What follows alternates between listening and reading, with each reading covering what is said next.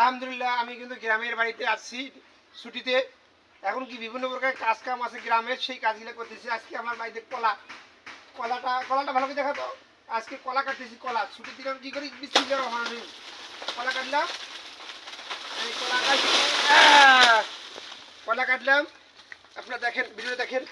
আসলে কি করি, এখন বাড়িতে কাজ করতে আসছি, এখন কি করবো, কলা কাটলাম। আরে বাবারে, বাড়ি আমাদের বাড়ির কাছে পিছনে কলার গাছ লাগাইছি। এই যে কলা কাটলাম। আসলে আপনার বাড়িতে আশপাশে কোনো ফাঁকা জায়গা থাকলে কলার চারা লাগাবেন, বাড়ির কলা খাবেন। আসলে বাড়ির আশপাশ জায়গা, কোনো জায়গায় এক ইঞ্চি জায়গা ফেলে রাখবেন না। হাসিনা সরকার বলছিল বাড়ির আশপাশ কোনো 1 ইঞ্চি জায়গা ফেলে রাখবেন না।